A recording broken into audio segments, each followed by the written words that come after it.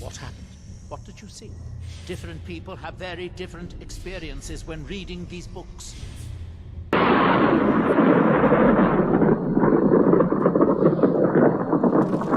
I don't even remember now. It was at least a week and a half ago. I had a caller who said, Art, I see shadow people. Like I see dead people. I see shadow people. And that began a chain of events that's leading to the show that we're just now going to do. I think we all have experienced this. Well, maybe not all. As you know, I began the program Dreamland years and years and years ago. And I wrote the intro to Dreamland. You remember the intro to Dreamland? You remember things seen in the corner of your eye, peripheral vision? Well, I put that in there because it's one, to me, has always been one of life's great unexplained mysteries.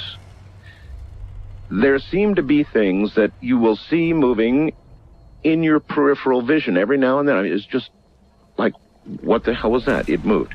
And you look, and there's nothing there. Well, that's why I put that into the intro of Dreamland. And now, we got the call, a week and a half ago, I said, something like that. And the person said, you know, Art, not only do I see them from the corner of my eye, but I'm beginning to see what I call shadow people, clad in dark garb, with usually, with some kind of a cover over their head, a shroud or something. And I'm seeing them straight on, Art. Well, that began the avalanche. I got no less than 4,500 people bothered to sit down and email me long stories of what they've been seeing. Here's just a little sample. Art, I know you've received thousands of emails regarding the shadow people, but here's another one. I've seen what I could only describe as black outlines shaped like people at night, almost always in a semi-sleeping state. They've terrified me since I was 10 years old, and I'm 35 now. First time I saw them, I was 10 years of age. There were 4 of them in the room. I panicked, tried to run out of my bedroom, and kept flinging myself against my bedroom door, trying to push it open when it opened to the inside. This happened in the middle of the night, and my poor mother wanted to take me to a therapist when it repeatedly occurred. Once, after rearranging my bedroom furniture, I saw one and got up to run out of the room and ended up in my closet instead. Wrong door. Needless to say, this has been rather disconcerting to my mother, ex-husband, and current husband. Since I was a child of 10, my mother would come into the room because I was screaming in the middle of the night. She said my eyes were open. I appeared awake, but I was incoherent, terrified. First time I read Whitley Strieber's Transformation, I began to wonder if I was perhaps being visited by aliens. So, and it goes on and on. It's a long story. Or, Dear Art, I can't help but write this email to you. The subject has plagued me my entire life, and until I heard your program last week, I had no name for my, in quotes, difficulties. During my childhood, even from birth, my parents and friends noticed that I knew things or saw people that no one else saw. At nighttime, I remember sitting in bed and holding conversations with people inside my bedroom. They'd come to me, and sometimes while sitting on my bed, they'd talk to me. Now, as an adult, I would be skeptical of this story if I didn't actually have proof from my parents who heard the conversations. My mother particularly remembers seeing me sitting straight up in bed talking to someone and listening as a man answered me. These visits came constantly, and of course, there were the positive and friendly visitors and the ones that would cause me to scream and become a horrible insomniac for 6 months at a time. I remember these people so vividly, the good, the bad. I can still see them in front of me. And it goes on and about the encounter, and on. And as these go on, 4,500 emails, folks. Here's another one. From Susan. It was no surprise when I heard on the Art Bell Show about the shadow people. I haven't seen one face to face, but I've lately been seeing out of the corner of my eye that which quickly disappears and a very definite presence standing behind me, and when I turn around, there's nothing there. I mentioned it to a friend of mine who's from Cuba about Art Bell's program on the shadow people, and before I even had a chance to tell him about the program, he blurted out, "I forgot to tell you, I saw one of them." He then went on to describe how he'd been sitting at the computer practicing sending digital photos to his brother, who's in the same area, Anaheim, when he felt someone in the room with him.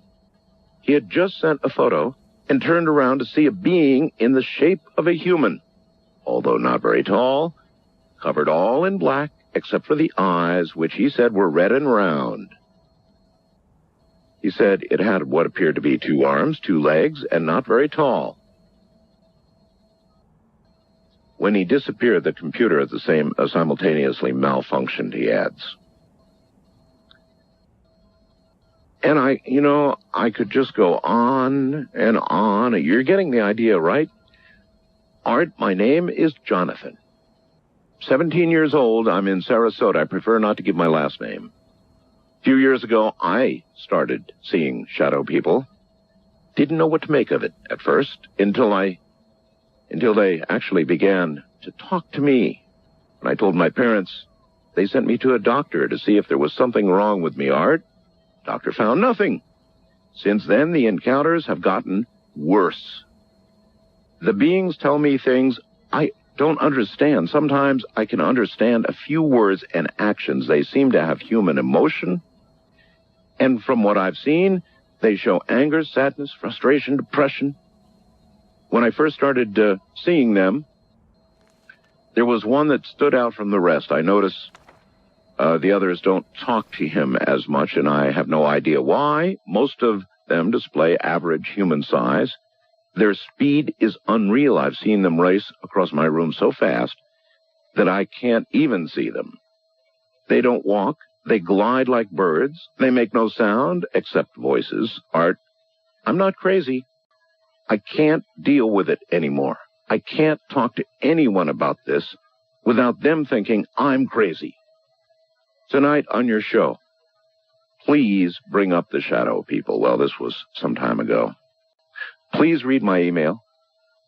Please give me some information on the subject so I can find a way to get rid of them. Thank you, Jonathan. So, there, a little sample for you. Okay, and I've got about 4,497 more I could read to you. I won't do that, of course.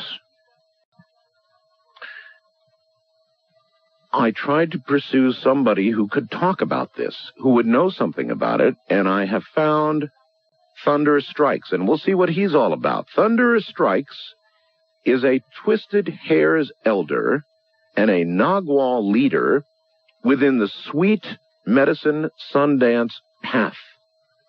His diverse background in ceremonial medicine, comparative religions, psychology, ancient mystery school traditions, and the martial arts contributes to his remarkable skill as a contemporary shaman.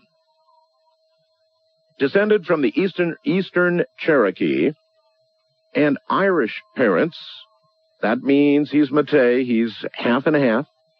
Thunder Strikes was guided from a very young age by his grandmother, Spotted Fawn, a Cherokee medicine woman. His early training motivated him to seek excellence in many arenas. Accomplished in the martial arts, he was inducted into the Martial Arts World Hall of Fame in 1994. Wow. As a teacher, shamanic counselor, and healer, he inspires and enriches the lives of many apprentices and students worldwide. He is author of the book titled Song of the Deer, along with Jan Orsi, one of his apprentices. Here is Thunder Strikes. Thunder Strikes, welcome. Welcome. I'm glad to be here. Glad to have you. You are Matei, I guess, right? Absolutely. You're half and half. As we say in Texas, a good old breed. A good old breed, huh? All right. But you were sort of brought along by your grandmother. Yes, my mother's mother was very, very powerful medicine woman, and especially herbalist. And in fact, even the local medical doctors, when I was a kid, would come to her when they couldn't figure out what to do with themselves. And I was about the only grandchild that really had any interest in what she was doing. And so, she'd go out and say, well, here's, these maggots, their grandmother Earth's little surgeons. And she healed one of the wealthy men in town's son from deafness by putting them inside his ears and packing them with a black walnut poultice and things that seemed very bizarre. And I thought, well, this is not so bizarre. This is Grandmother Earth. This is nature. And I just kind of hooked into it. And one thing led to another, and I stayed with it. Why do you know? How do you know about? You heard me read those emails. Yes, I right? did. I found them very, very intriguing. All and right. I think I've definitely, in fact, I know I've definitely got some answers for some of these people. To do so is quite interesting. So the first thing I need to say, Mr. Bell, is that I came into this journey and in learning about knowledge from these elders that are called Twisted Hairs. And the center of that elders group are a group of very, very old and wise men and women that are called the Zero Chiefs. They spent their time studying the universe, studying the mysteries of the universe, discovered the sigma value of 9, and really unveiled the true nature of zero, the universe. They were talking about dark matter and black holes and what have you before science was even invented, much less, went that direction. No doubt using some other kind of language. Yes, using basically what's called Hasalagi, which means it's a root derivative going back to the Olmec, the Mayan, the Aztec, all the way up into the Cherokee. See, basically, there's only 2 root languages in Native American language, and that's Anishinaabe, which say they came from the stars, and the Athabascan, which say they came from out of the lower worlds, like the Hopi and the Navajo and so forth, or actually the Dene, which is their true name. And I was fortunate enough to study with a man, Grandfather Tom Wilson. He's since passed over. That was the pseudo name that was used in Carlos Castaneda's books, Don Gennaro, or Hinato. No. And that was my teacher. He adopted me as his grandson. I studied with him for close to 40 years. And he was a Grand Nagual, which means really a shaman. And by the way, we say shaman instead of shame because there's no shame in being a shaman. So that's the way we pronounce it instead of shaman, although I know it's the most accepted pronunciation. And grandfather, that's what I referred to calling, was a tremendous man of wisdom and knowledge. And to be blunt about it, I had to go and get permission. So actually, we're doing something very exclusive. I've never really sought a lot of publicity. I do my medicine dance. I share with people. No, I know it's like what I know, pulling teeth actually to get you to get to you. Yeah. And I know you don't seek publicity. No, I know that's true. For trying to get I ever have actually. So you had to now. Let me get this straight. Permission from the Council of Elders, from these Twisted Hairs, to talk about the Shadow People, because the first time that they recorded the incidences of the Shadow People was in 1153 BC, and this organization, by the way, goes all the way back thousands of years before Christ, and they were originally called the Rattlesnake School, and they formulated themselves in 1253 BC in Oaxaca, down in the Yucatan. And I thought a lot this week. I thought, oh boy, great. Here's the first time I decided to really do anything public, and I'm supposed to speak about something that I have been told not to talk about until the timing was right. So when I'm curious, I really am curious. When you went to the elders to try and get permission to talk about this publicly, what kind of reception did you get? Well, interestingly enough, what are called the Nagual Lineage Group, which is basically the 8 elders that give me permission to teach anything that I teach, and I don't share anything in these wheels and keys and teachings that they have not given me permission to do so. And it's a matriarchal society, so it's primarily 8 grandmothers that are very, very, very tough grandmas. Was there any opposition? Yes, there was. And their concern is based around what's called the Rainbow Bridge Prophecies, which were written just approximately 22,000 years ago. And in our current calendar dating, it runs somewhere from 1980 to the year 2000 was considered to be what they call the Awakening. And then a quickening begins January of this year and runs to 2012, where the Mayan calendar ends, of course. And you did say quickening. Yes. And the quickening is the time period in which, if I want to use, I'm trying to use language so I don't have to go back into my root language. If I use the terms karma and dharma, the quickening, the awakening was the period from 1980 to 2000, in which the majority of the people were going to discover the reality that they choose their lessons before they come here. They use 80% of their free will in choosing their life, writing their book of life, and they come here to learn what they've come to learn. When we finish that series of incarnations, then we switch over and we go to another stream. We go to the Dharma stream. And in the Dharma stream, that's where we have opportunity. There's not any real lessons to learn. There's just opportunity. And it's a whole new cycle of life. So the quickening is now occurring. People are stepping into Dharma. And the prophecies say that there are 8 horses in this race.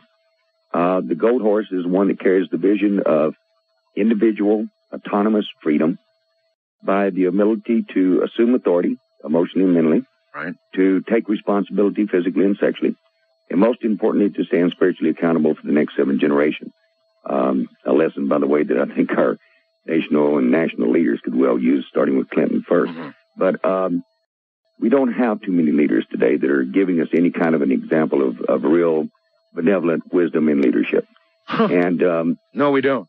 I mean, none. I see so few that it's just heartbreaking. Where are the Teddy Roosevelts? Where are the people that could really lead from the front? Well, see, the problem is that they didn't get to where they are by being benevolent. Exactly. They got to where they are by stepping over bodies. Mm-hmm.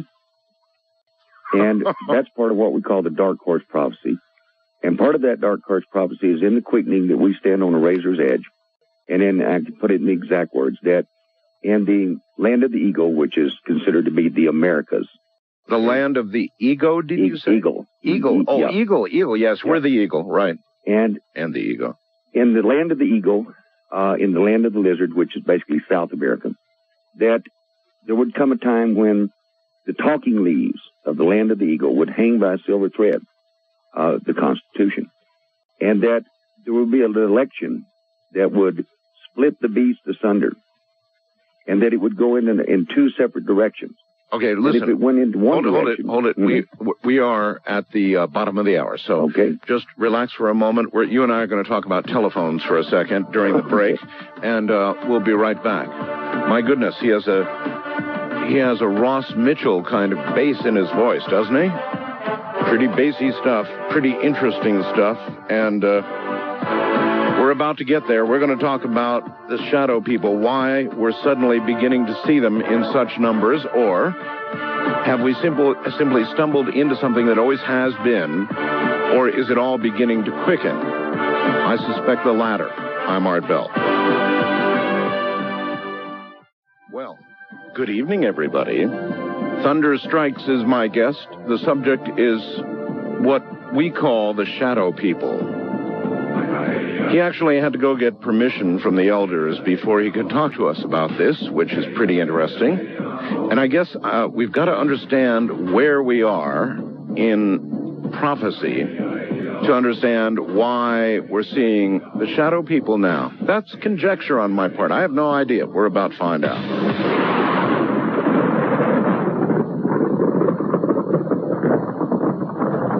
You know I can't resist, right? That is so appropriate for reintroducing Thunder Strikes. It's so appropriate. Welcome back. Thunder Strikes? Yes. Okay, you are there. Good. You have got one deep voice, don't you? Yeah, that's a product of about 20 years in the Marine Corps. The Marines do that to you, huh? Yeah, especially when you become a gunnery sergeant and a drill instructor and those kind of things, and you're booming your voice out at the full volume, you know what I mean, out on the grinder, and it definitely takes your voice. Uh-huh, and I suspect a lot of it's natural. All right, what you're telling us right now, I presume, is it Cherokee prophecy?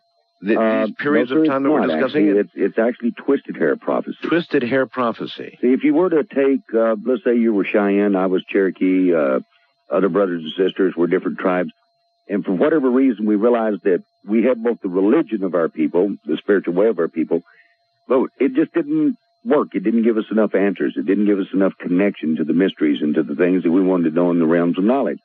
So we would go and travel. We'd go travel with different tribes. We'd travel and talk to different people. And in doing so, we began to realize that, look, there was a lot more than one way to skin a cat here. There was a connecting link to the universe here that different people chose to approach in different ways. And so consequently, we would start looking for truth. We'd look for truth that works. And these gentlemen, these women, gradually started to meet each other, and they formed into what was called the Rattlesnake School. And interestingly enough, they say the roots go all the way back to a planet called Osiria Canuia in the Canis Major constellation, and the dog star Sirius was their grandfather's son. And that they came here approximately 172,000 years ago, bringing with them an ark of the crystal skulls. And that's where the sum total of knowledge of the 11 planets with human life in our solar system, or our galaxy, we don't even have the right words for it, our universe. And with them, about 22,000 years ago, Mr. Bell, they wrote a prophecy called the Rainbow Bridge Prophecy. And it speaks of 8 horses in a race, the horse symbolizing the carrying or the transportation of the philosophies and the belief systems and the core beliefs of a people. And that these horses were running, and they're running towards the date at which all the Native American Turtle Island people shut off their calendar, which is 2012. That's the Mayan. That's the Mayan calendar. Yes, sir. End of the Mayan calendar. Absolutely. And there's a reason why they shut it off on August 17th, 2012. Why? What is this? Because they see that we will develop into full human beings, humanity, humans in unity. And we will be teaching one another, sharing with one another, caring with one another, healing one another, loving one another with individual autonomous freedom. But our number one enemy is ignorance, superstition, slavery, dogma, the dark side. The modern day is what you're talking about. And you say that this quickening, interesting choice of terms, selection of terms, began, did you say 2000? Actually, 2001. 2001. It actually started on midnight of 2001. That was that sounds just about right, actually. As I look at events that have occurred, it seems just exactly right. That we took a little bit of a quantum leap at that point, and events have been certainly quickening. And I think that from 1980 to 2000, when we were in the awakening, you take this chronic stress fatigue syndrome malady that's going around. That was almost non-existent until approximately 83, 84, somewhere in there, when they first started diagnosing different cases.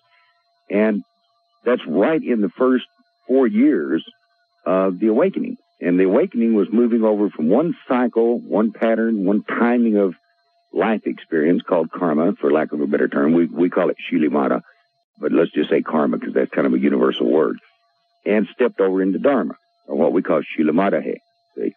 And when we did that, the speed of life, the actual circle of life, which is our people say we go around the wheel of life once every, twice every 3 years.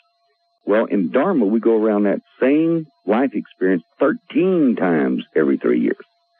And all of a sudden, the speed, the pace, the timing. I mean, there's not a person I talk to that doesn't talk about how it just seems like time is moving so much faster. And that is indeed true. Humans' metabolism is speeding up. And that's why we're seeing more and more and more prevalence of the shadow people. You mean the faster our metabolism becomes, the faster we're moving in some sort of spiritual sense, the more we're going to see of them? Is that true? Absolutely.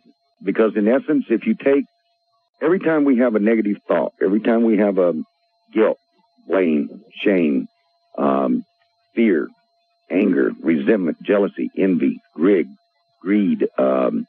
possessiveness, insecurity, resentment, we're projecting that energetic out of our luminosity, out of our soul being, our spirit, if you want to call it that, and into the ethers, into the universe. So then you're basically, I think, saying that our negative emotions are what? Creating the shadow people? Feeding the shadow people? They're completing the shadow people because they're basically inorganic beings. They're completing the shadow people. Yes, they're inorganic the implication of that would be, though, that there's some force that's already in existence that we're completing with these negative emotions, but that there's some form there prior to our, what's the right word, completing its existence. I would say that what we're doing is we're assembling them into our world of perceptual reality because they exist in a parallel dimension. Within the 7 streams of reality, the 7 streams or 7 dimensions of reality, there are actually 72 parallel dimensions to either side that the Zero Chiefs discovered. And these include your 5th dimension when you're dreaming at night. And every night when you dream, you demonstrate what our people call the LAREN, the energy-sensitive perceptions of awareness. You go to heightened awareness instead of normal awareness. So you may be at your most sensitive Yes. when you're asleep, Absolutely. most subject to perhaps being able to see these beings. Correct. Are they beings, by the way? Is that We call them inorganic beings. That was inorganic? The definition given in 1153 BC by the major Zero Chiefs that really started noticing the phenomenon in the young. inorganic Beings, and that they appear because they feed in a vampiristic sense. They feed off of our emotional chaos, our emotional discharge of energy. So then you will excuse me if I get a little crude for you. I'm not as eloquent as you, but basically, if you were to see a shadow person a little more than in peripheral vision, it would scare the Yes. out of you, right? And example, you're suggesting it would feed on that fright. Yes, it will. And see, if you know anything about animals, and I'm not Dr. Doolittle, but I definitely have learned to communicate with animals over my life because we call the animals sweet medicine. And because they have a natural harmony and a natural balance and alignment. And you don't see a dog going to a psychotherapist to learn why it's not a cat. I mean, a dog's a dog and a cat's a cat. Well, we are animals. We're 2-legged animals. Sure. But we have the potentiality to actually become a human being. And that's what we're in now. We're trying to learn to become human beings. Are these inorganic beings sentient? In other words, are they conscious in the Oh, yes. Oh, yes? You got to realize that almost every form of everything inside what we call the sacred laws of creation or the evolutionary laws is that all forms of all things are potentially transformable into all forms of all other things. And energy, once created, cannot be destroyed. It can simply be altered in the essence of its energy expression, its energy form. So these inorganic beings are parallel dimensional beings, is the best way to refer to them, that are pulled into our dimension, especially through the dream time, and engage and interact with us. The reason they occur out of the peripheral of the vision is because we need to pick them up with our other eyes. We have 10 eyes. We have 5 ears. We're much more complex than medical science recognizes. We've even got a 3rd genetic spiral they're just now playing with called the ETA, the Evolutionary Transformational Agent. We're a luminous being, and we have a tremendous capability of perception. The entire path and the things I study with the Okay, slow up again. Slow up again. Mm-hmm. I need to understand this. So I believe that you are saying that we're not really seeing these beings with our eyes. We're not seeing them... Not with your normal awareness eyes. Right. That we're seeing them with a, lack of a better phrase, a psychic eye, or an eye that is now, because the metabolism is moving faster, mm-hmm. It's just, it's the mind seeing it. I haven't quite put this together yet. I can make it simple. Is it all right if I call you Art? I don't ever transcend on somebody. I stay in proper respect and gender and say Mr. Bell. Well, for the purposes of doing this tonight, can I call you Thunder? Yes. Okay. Either that or just Gunny, because that's what I went by for so many years. Either one works Or I fine. guess I could call you Strikes, but that doesn't sound right. Right. Thunder and sounds everybody calls me either Thunder or Gunny, those that really know me closely and intimately. Gunny, huh? All yeah. right.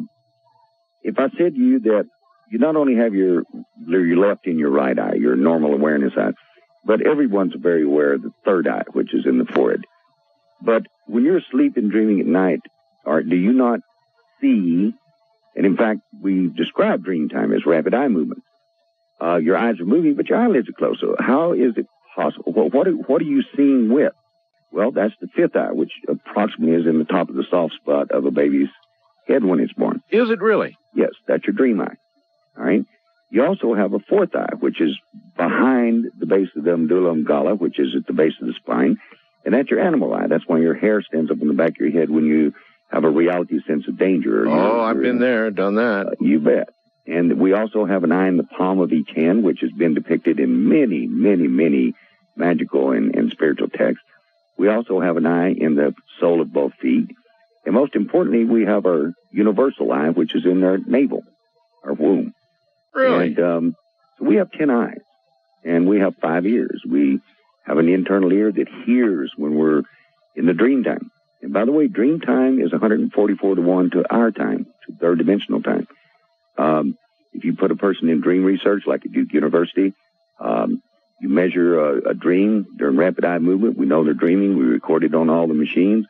We wake them up, and they tell us an event that took 2 weeks of time transition in their dream space. Thunder, I've got emails from, for example, where not just one person, but as many as 3 or more saw the same shadow person doing the same thing. Actions. Yes, sir. Absolutely correct. Really? Because, see, I'm sure you're aware you've had Rupert Sheldrake on, and he's referred to me in some of his books. Rupert knows the morphogenetic field theory, and I think it's one of the most brilliant theories to... Were the shadow people, Thunder, ever alive? Were they living human beings? That's not in our world in this third dimension as we know it. They've always been present in our dream time in fifth dimension. They've always been present in the 3 parallel dimensions to the right and to the left of our awareness. You seem to be suggesting that they are vampires. They're emotional. I would say they are energy, and we call energy Orendi, to cover all forms of energy. They are Orendi vampires. Oh, so there's nothing particularly positive from our point of view about their presence. Is that right? I don't like to use positive and negative, but I will use good and evil.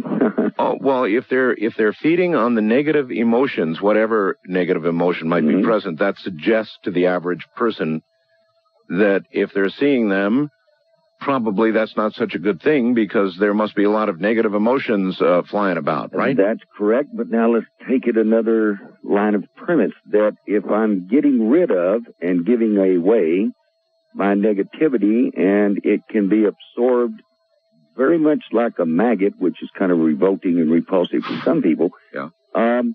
You realize that you could put a maggot inside someone's ear that's got a huge abscess. It will lead away all the rotten flesh and not touch the actual living vital tissue of the eardrum. You take them out, and their grandmother is little surgeons. So are they dark? Yes, because they feed off of that energy. Are they necessarily a part of evil? It takes a wide stretch of the imagination and a tremendous amount of fear to see them that way. You can learn. I can muster up that much fear, no problem. Yes. I mean, when you see a dark being and you can't account for its presence, it's not that hard to be that afraid. I mean, a lot of the people that have written me emails on this subject, they're terrified. Well, look, some of them have been in tears, writing in tears, because they've seen these beings all their life. Nobody ever said a word about them. All of a sudden on my program, here we are talking about them. They were literally in tears because they've been holding on to this. And thinking they're crazy. All their life. Well, yeah, I guess, maybe thinking they're crazy, scared to talk to anybody else about it, scared to even admit it to their loved ones? Well, let's deal with one thing, the fear. Fear is nothing, Art, but the unknown. And it never will be anything but the unknown. It always has been the unknown. And there's only one solution to the problem of the unknown. Make it known as quickly as possible. So, good with that. Fear is a natural state of the human because of the molding, the sculpting, the armoring of the image makers and the people that are significant, reflections to us. And we develop fears that are frequently totally ungrounded. And these inorganic beings, these shadow entities, or beings, which we call shadow people because it's the closest thing in our normal awareness that we can identify with. Sure. Their truth is they're a little more like small human sort of bat-like figures. The description of the cloak that they see or the shroud. One person was very tuned in. They definitely have red eyes. Why don't you make... Yeah, red eyes, great. Why don't you make the leap to evil? I mean, if they're food and the engine that makes them more visible is our own fear and negative emotions, then why not make the leap to evil? You wouldn't think they'd be up to any good collecting all those things. Well, ask anyone that's dealt with them. Have they hurt them? Have they attacked them in any way? You'll find out that they have caused themselves to hurt themselves. I mean, it's like a buddy I had in Vietnam that was going off into the bushes to, do his number, and a tiger came up on him. That will definitely shift your perceptual view of reality. That should have popped a whole shadow family right into the jungle, right then and there. And so, yes, but if you really look at it, they can be evil if you project your evil far enough. All right. Take these kids going off in school. All right, Thunder. I want to get to that. Thunder, hold on. Because I want to say something before we run into the break at the top of the hour. I hope Keith Rowland is listening. Sorry about this, Keith. But somebody has sent me a fast blast that makes sense. Say, Art, from Glenn in Washington, how's about asking for some drawings of shadow people from the listeners who have seen them? That should be interesting. Gosh, Glenn, I agree. Anybody out there willing to draw a shadow person for us and then scan it and send it to Keith Rowland? What a really good idea. How would you do that? Well, you draw it, do it quickly here, and then you email it to webmaster@artbell.com. I repeat, webmaster@artbell.com. Wouldn't it be nice to have some visuals of what it is that we're trying to talk about? This is not so easy, this discussion. It's real, though. Thunder Strikes is my guest, and I would really enjoy that. Duh, why haven't we done it before? Let's see what these creatures look like. Moreover, let's see if they're perceived the same way by a large number of people. How can we do that? Well, by having you help us out by drawing what you saw or have seen and sending it to webmaster@artbell.com.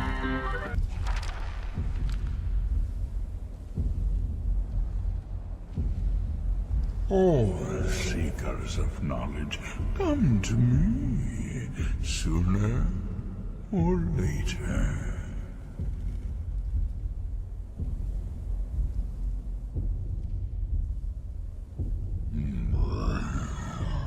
I am Hermes Mora, the grinder of men, knower of the unknown, master of fates.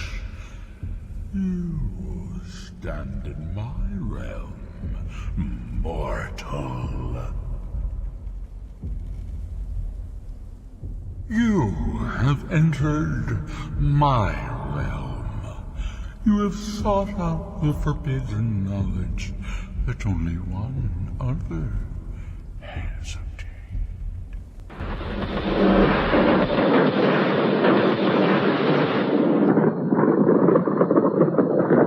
Back now to Thunder Strikes. And Thunder, pretty familiar name, I would say, for two who have just met, but we'll go with it. the maggot analogy that you made a little while ago would seem to imply, and here's where I want to ask, I think, an important question. Are these inorganic beings that we're discussing tonight, in a sense, doing us a favor by absorbing our negative emotions and feelings? Is that a positive thing for us, or is it simply a positive thing for them and really overall negative for us? I think the best way to answer that, Art, would be that it's really a positive thing for them without a question and beyond a question of a doubt. Just like any parasite that feeds off of another animal. But if you look at, for example, any parasitic relationship, the host actually experiences some gain, but it's not enough to make up for the fact that the parasite will eventually take their entire energy. And that's what we're dealing with in this quickening. As our metabolism speeds up, they become more present in our assembling of our world of a reality from how we're choosing to perceive our reality. And as we kick in these other eyes, if you were to imagine a luminous egg, you've got an elliptical surface, do you not? Yes. Due to refraction of light coming from both inside you at what's called your assemblage point, outside your luminosity, you'll pick it up through the third eye, or the fifth eye, which are both very, very tuned in and very sensitive to spiritual essence or presence of energies and entities and vibrations and spirits, both incarnate and disincarnate, that we normally do not see at what's called normal awareness.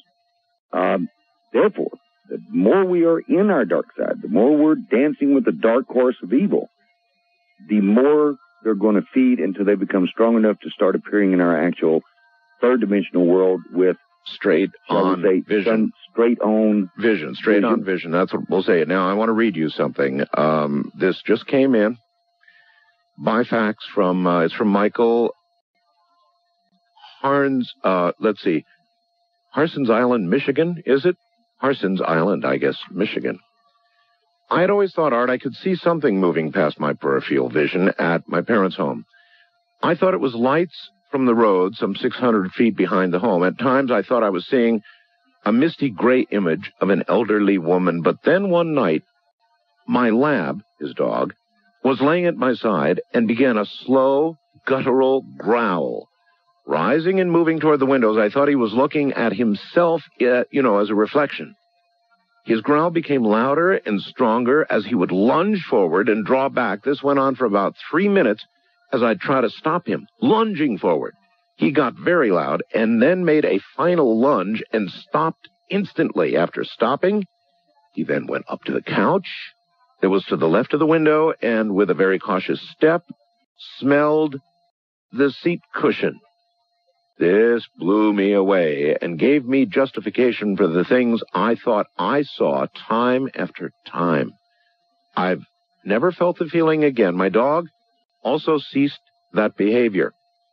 I haven't always had a dog. He was a stray I'd taken in. Most of my visions were pre-pet. So my question, Thunder, is are these things that cats, dogs, other animals have been seeing for a long time? They have always been aware of their presence. And anyone that has a cat, they don't like cats. And so, Jimmy, the cat will spot them. They don't want to be spotted. And consequently, the minute the cat tunes in, and if you've seen your cat walk across and all of a sudden it's very obvious he's going on his little route, you know how nonchalant cats can be. Oh, yes. And they stop, and all of a sudden they very deliberately turn their head. You can bet your booty that they're focusing on an inorganic being. Well, I do bet on that because I just had a big incident with one of my cats. I have 3. And and the veterinarian that was top-notch veterinarian that we took this cat to, she said, cats have a very fast metabolism. Totally fast. Cats have, in fact, their system is so different from other mammals on the earth that it's almost like magic. These are the vet's words. They are magical. It's magical. And she said it's not so easy to treat them, and you just never know what's going to happen. They're really in a class all by themselves. Totally.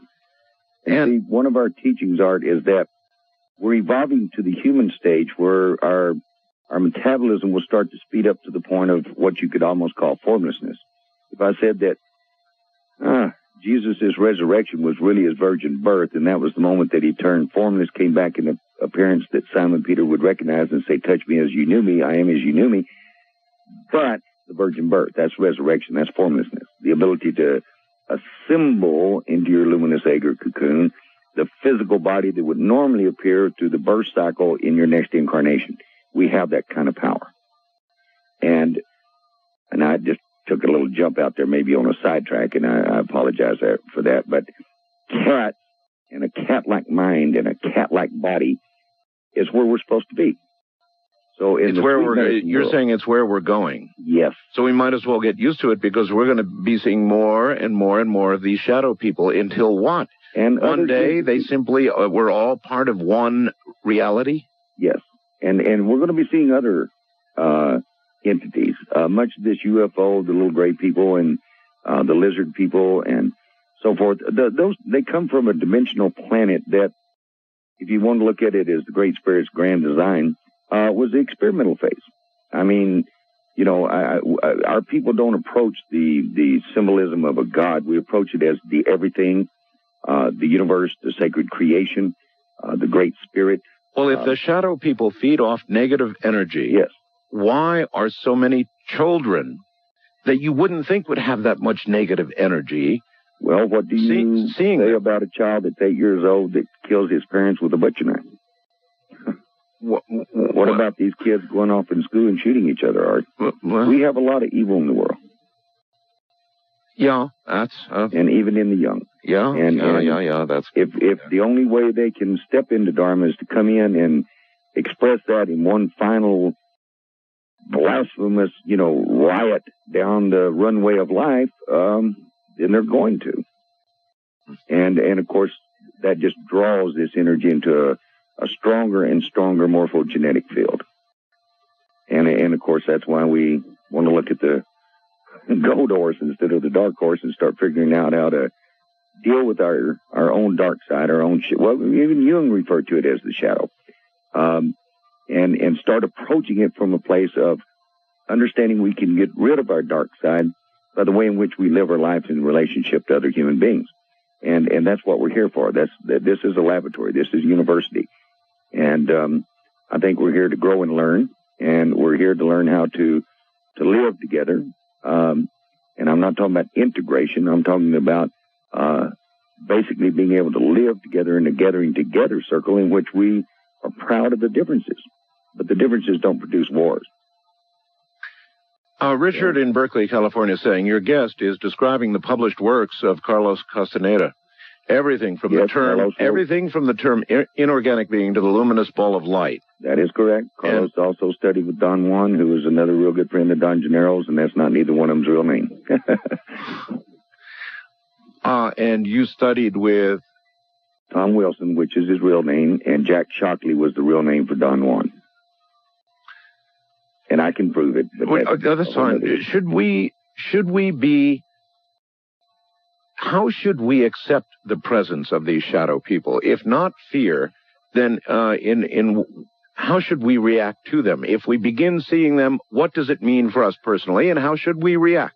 I think the first thing is that you should become aware. Awareness is a key to knowledge and enlightenment. And so first you need to become aware of everything that's in your environment. You need to realize there's a lot more there than you normally perceive. Once you do, deal with your own dark side. Where are you going into negativity? Life is a choice. It's always been a choice. It'll always be a choice. The one thing that the human being can change in the world by himself is his attitude and his approach. Your attitude is your concept, your mindset to reality. You can change. First-time callers, area code 775-727-1222. Negativity.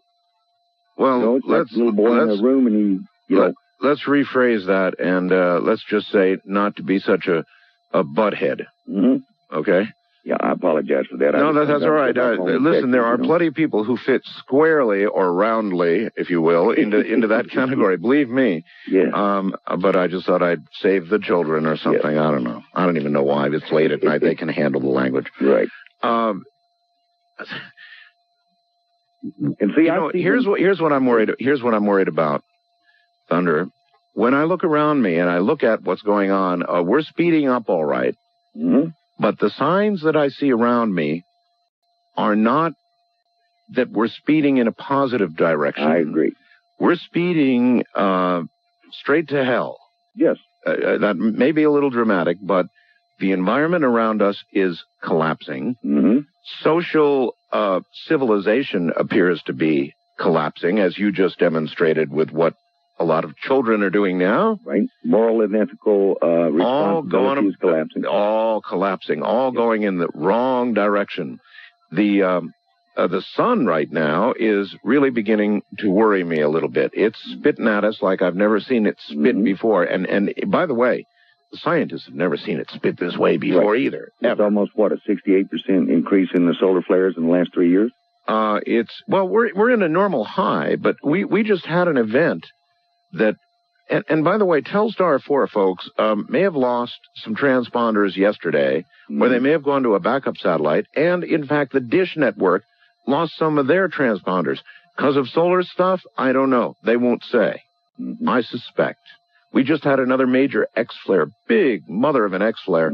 These things are coming at us anyway, and they're speeding up. All taken together, we're speeding all right, but I'm not so sure I like where we're going. I would totally agree with that. Look at the weather. Look at the weather. And see, that's part of the red horse. The red horse is about weather. The white horse is about technology. The gold horse is about human-to-human interaction. And the gold horse is about spiritual, self-growth and development. And, we have to deal with all of those. And all of them are going faster and faster in the race. And right now, the dark horse is way out in front. Well, what happens? About 3 lengths. What happens, Thunder, if the dark horse wins the race? The end point of the dark horse prophecy is Civil War II in the Americas and World War III. When the land of the bear, which is considered to be Russia, the land of the weasel, which is the Middle East, and the land of the dragon, which is China, combine together as one allied unit against the land of the eagle and bring it down and rip its feathers from its existence. That would be us, the eagle. Yes, it would be. And look at what we're currently dealing with China. They're sitting in our back door in the Panama Canal. They have major control of 6 major harbors in the United States. When are we going to wake up? Our military has been downsized to the point where we couldn't even hold a strong DEFCON 2. If you're familiar with the DEFCON statuses, that means we could not launch what we had at the beginning of Pearl Harbor, and we were pretty weak then. Well, you were in the service, career? I started out that way, and then I got blown out of a helicopter in the Tet Offensive, and that sort of ended that. Well, I was actually at Amarillo Air Force Base, and I picked up the red phone. We were a SAC base, and right. I picked up the red phone during the Cuban crisis and heard them announcing the rise in the DEFCON level. Right. I remember that. That's something you remember vividly. That was a hair-raising time, believe me. Now, that's real fear. Hair-raising. Yep, that's real fear, all right. And so the gray people or the dark shadow people must have been running around gathering strength like crazy. And every time, I suppose, a major event in time occurs, the assassination of a president of the United States, oh, my God, the outpouring of grief and fear and anger and negative emotions must just really pump these little inorganic things up. It's like they run amok, very much like a cockroach or a rat will. So the more we run amok, the more we feed them. Correct. And that's why I had to get permission to speak about this. We're reaching the point of the quickening, and the quickening includes the quickening of both good and evil. Now it becomes a real full-out race. If you watch the horse race, you know the jockey always gives them the spurs and the whip and quirt, and they move them right to the finish line that last, quarter length. And that's what we're doing. We're in the last decade, the last 10 years, which is called the quickening. So it's that race to that final point. And that was so completely in the arena of free choice, free will, that they didn't bother to extend the calendar past that point, because they said either we will become human beings gathered together in circles of unity, or we will create a civil war in the Americas and World War III, and who knows where it'll go from there.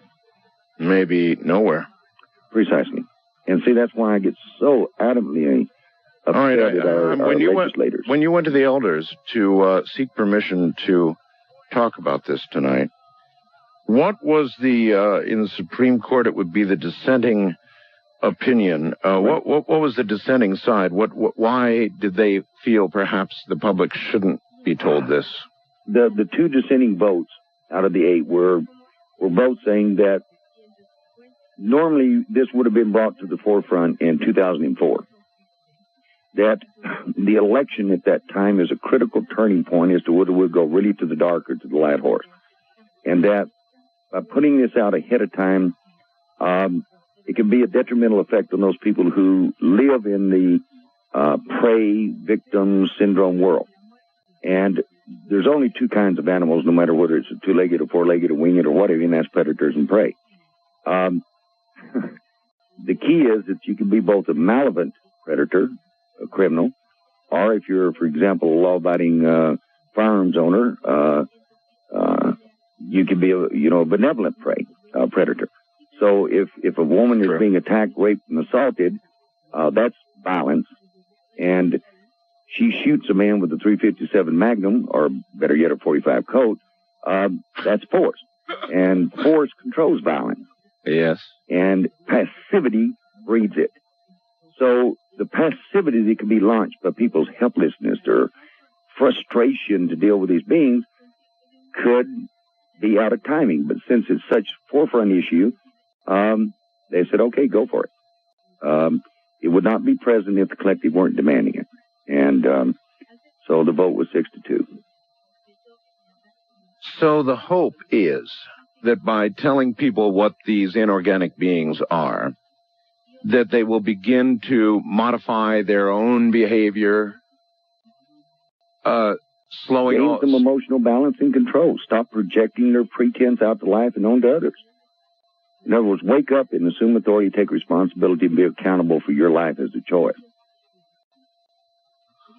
Boy, that sure is easy to say and difficult to do. I've spent my whole life trying to learn it, and I'm still getting, not too bad at it, but some days are better than other days. That's for all of us. Yeah, absolutely. All right. Hold it right there. I'd like to go to the phones, because I know a lot of you have questions about these shadow people. Now, I think we just got quite a few answers, but I know you've got questions, and I hope that those of you with the capability are making the drawings, scanning them, and sending them to webmaster@artbell.com, so we can all have at least some form of visual of what you've seen straight on. In the meantime, we're about to open up the phone lines. Don't touch that dial.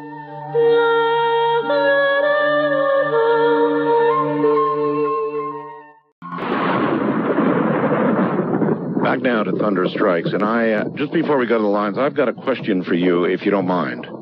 Okay. Should I understand these beings to be, as we, many of us believe we have been, the creations of God, separate creations? Should I imagine them to be here since the creation, since man has walked the earth? Have they always been here? No, sir, they have not. And in fact, that's why they were first brought into awareness. If you look at what was going on in approximately the 1100s BC here in the Americas, and that's when we first began to see. Up to that point, there was very little tribal warfare. All right, very little.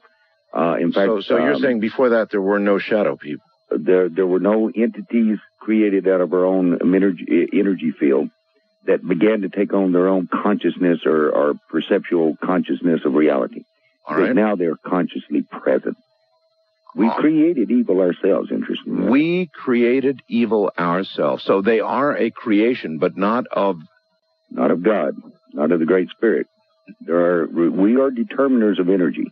Oh, isn't that interesting? The mineral world's the holding world. The plant world gives. The animal world receives, and we're the determiners. Do you, Thunder, happen to have a computer in the house? Yes, I do. So in about 2 minutes, I'm informed by my webmaster that the first 3 or 4 drawings, rather, that have been scanned that he considers interesting are going to be up there. Are you able to do that, or are you on the line that your computer would use to get on the internet? No, I can probably go into my computer, yes. Uh-huh. Okay, for the rest of you, as a matter of fact, very soon now, we're going to have it up on the website. And what you do is you go to program tonight's guest, scroll down to Thunder Strikes, and when Keith gets the drawings up there, in the next few minutes, you will all be able to look together and see what they are. So you might have, if anybody's assisting you there, Thunder, you might have them get on my website and get ready. That's how you get there. Go to your website and go to Thunder Strikes section. Well, actually, to tonight's to program, and then tonight's guest info. Yes. That would be you, and then you'd see the name Thunder Strikes, and then when my webmaster gets them up there, in the next 10 minutes at least, we'll all be able to look together, and I'll be very curious what it is people have been seeing. In the meantime, I'd like to go to the phones. And I'm going to think about the fact that they're our creation. First-time caller line, you're on the air with Thunder Strikes. Hello? Hello. Hi. This is Sarah from Modesto, California. Welcome. Hello. I'm a fairly new caller. I commend you, Art, on the great job you're doing. I really love your show. Oh, thank you. Actually, I have a question because I have quite a few things that do happen to me, but this is like only the second time I've heard about this, and I'm really curious as to whether this could be shadow people or ghosts that I'm experiencing, because I always just figured it was ghosts. It might be hard to discern, yes. Yes. So what do you see? Well, I haven't ever actually saw a person, but I do see outlines. I see a lot of movement, especially once it gets late at night and I'm on the computer. I see flashes of light by the corners of my eyes and shadows by the corners of my eyes. They're moving? Yes, definitely moving. And sometimes I'll think I see an outline, I'll turn, but it fades. So I've never seen... Well, that's as classic as it gets. What do you think, Thunder? I think what she's seeing is that they're both incarnate and disincarnate spirits, which you might call ghost, and then you're dealing with poltergeist, which are basically a phenomenon of an interesting phenomenon of the projection of adolescence just coming into the age of puberty. And I think what she's seeing is, let me ask you this: Melody was the name? No, Sarah. Oh, what was your name? Sarah. Sarah. Sarah, when you saw their appearance, did you see them to the right side or to the left side? Oh, geez. More friendly, and can you give a basic description of the thing you were doing at the time? What was the event that you were experiencing at the moment? Oh, geez, I'm trying to think. I think I see them from both sides. I honestly haven't ever really paid attention to that, but a lot of times it just happens late at night when I'm sitting at the computer. I notice a lot when I'm sitting at the computer, and usually only at night, and a lot of times lately, just the past few nights actually, laying in bed, like I'll see little flashes out of the corner of my eye, and I look and nothing's there. Those sound like the shadow beings or the shadow people. Oh, no, I didn't want to hear that. How old are you? I'm 24. 24. And, if I could just ask a few other quick questions, occurrences. I mean, I've also, I don't know if this sounds strange at all, but I have felt breathing in my face before. It's been a couple years since this has happened. Breathing in your face? Yes. I have laid in bed and actually felt breathing in my face. It's only happened like 2 or 3 times, and it's been a couple years since it happened. And okay, those are not the shadow beings. That's not shadow beings. What those are is that you've got to realize that ancestor spirit beings, loved ones that have crossed over to the other side, frequently come back, and because they assembled us into their world. And then they have left our world, but we still have them assembled there. It's our heart space. It's our connection to them. Oh, wow. And so we can feel that breath of life, which is why it's so critical when a newborn takes their first breath of life. That's when their luminosity lights up, shall we say. Oh, and so that's what you're experiencing there. It's the inorganic beings or the shadow people. They definitely are attracted to electromagnetic energies. So in other words, when you're near a computer. Computers, television sets. Yep, well, monitors, sure. They're electromagnetic. It's all electromagnetic. Right. Hun, we've got to leave. I'm sorry. We have now the first 4 drawings submitted by people who claim to have seen shadow people straight on. They're up on my screen right now. Oh, my.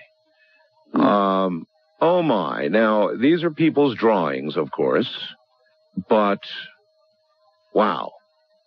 So, if I might ask, Shadow... I've got them here, Art. Shadow... Oh, you've got them? Yes. Okay, there are... The first one... Yes? That's not a shadow being. That's what's commonly referred to as a Manitou.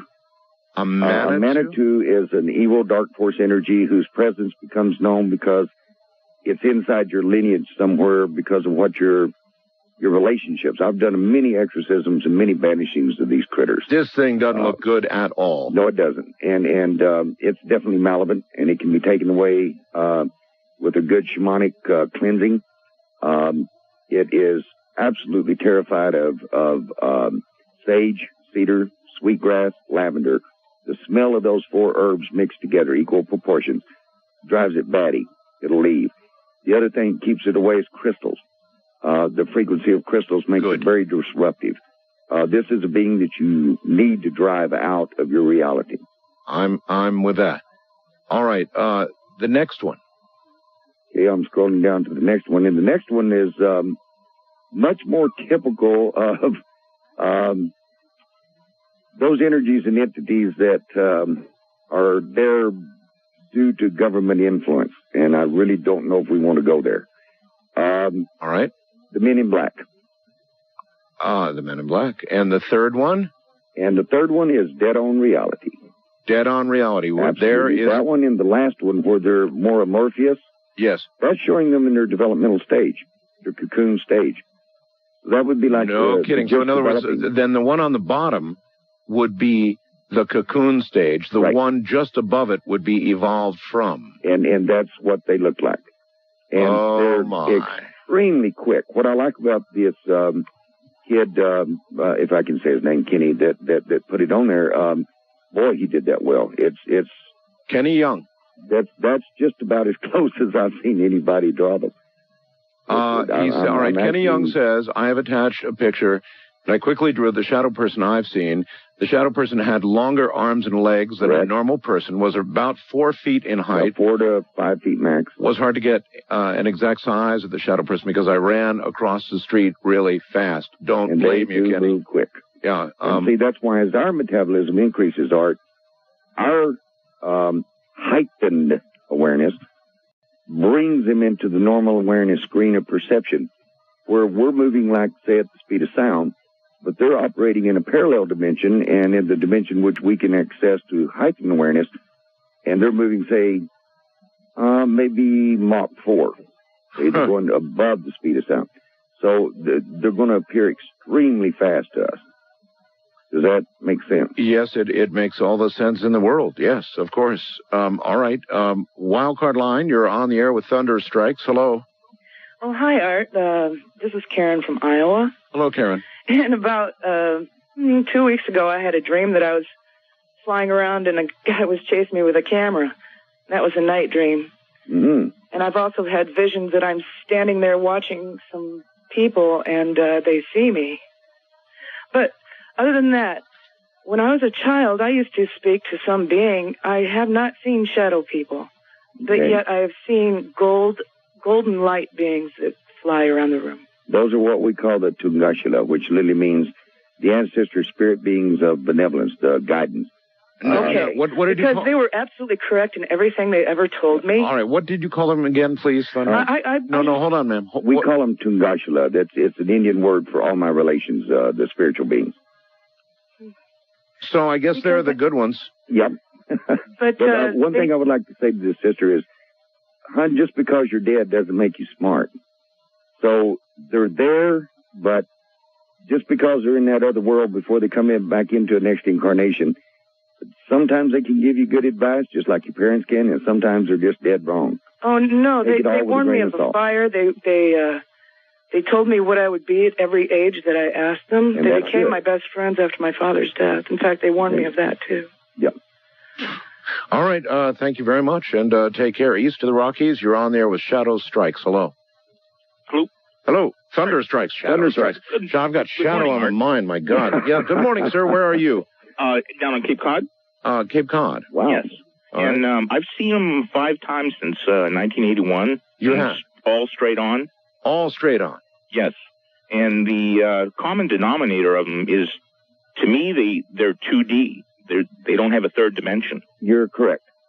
Because And, if they're in the parallel dimension, brother, what it is that's why they take on this flat, pasty-like, opaque background, and so no light comes through them. And so they are not yeah, in they're our blacker than black. third-dimensional reality. Black. Yeah, he said blacker than black. Yeah. Right. Can I briefly describe them? I've got it written down. Yes, you may. I was just doing a little hike in the woods, and there's all kind of broken branches and stuff like that. And I'm walking along, and the branches are breaking when I walk, but I had a sensation of somebody being near me. And I looked to my right, and about 30 feet away, there was this thing, and every time I moved, it kind of aggressively moved too. And And you stopped, did it stop? yes, Okay, that's frequently also referred to as the shadow stalker. In the forest, and if you were around a lot of trees, yes, there are protector spirits that protect the elementals. And those are not harmful. They're very similar to these beings. mhm, But if you move, they move. If you stop, they stop. If you turn around, they turn around. yeah, They're every mimers. single They're time, yeah. mimickers. Every single time, huh? Yep. And but the only thing I noticed in particular, I thought I was going to get robbed or something at first, hmm but it when it moved, it didn't make the branches crack.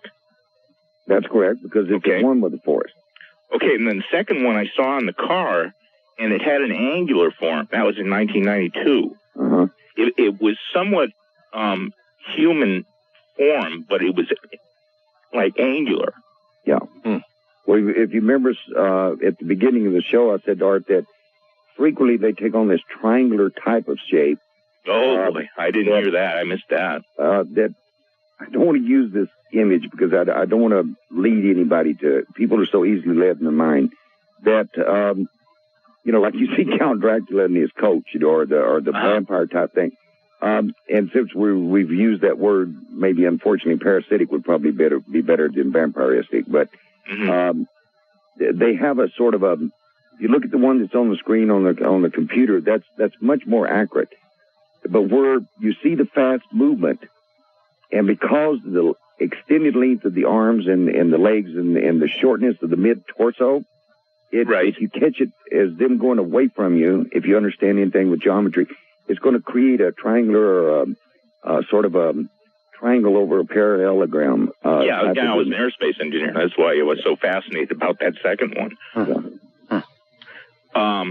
The third one was it was almost a tentacled thing that went through the trees. Did it make any sound, like a whirring sound? No. Did you notice that? And they don't seem to have any mass. It's like it just went through the That trees. sounds like a wind nymph or a wind spirit. What is that? Well, you got to understand, if you were raised in the world I was raised in as a child, I learned that everything around me in nature was a part of me. And that even anything that we create in industry or technology, the computer is nothing but a projected image and technology of the way our basic inner brain mind functions. The brain's simply a transmitter receiver station of the mind. Yeah, well, I've Mind's always actually been close to animals and shellfishing. Yes. And so we have an absolute interconnection, interdependence, and interreliability with all forms of all other things. It's a sacred law.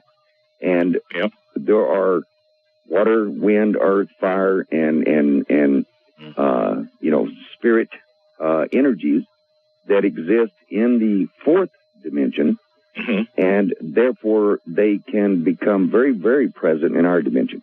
There's also those kinds of energies that exist in the fifth dimension, meaning primarily in dream time. And those dream beings can force you into a shadow dream. If you're in a shadow dream, it's like you're looking at yourself on a television set. You're not in contextual presence in the dream. When you have that kind of dream, you need to train yourself to wake up, go to the bathroom, go get a drink of water. Right. Okay, can I just move on to number 5 real quick? Yes, go ahead. Okay. As a matter of fact, I was sleeping, and I woke up. My dog was kind of panting or something, and I woke up, and I sat up and walking. Well, it darted at me at first. But what was funny was my dog was sitting there looking 30 degrees away from it, staring at the wall. You know, so it was like it was seeing it, but not in the same space I was.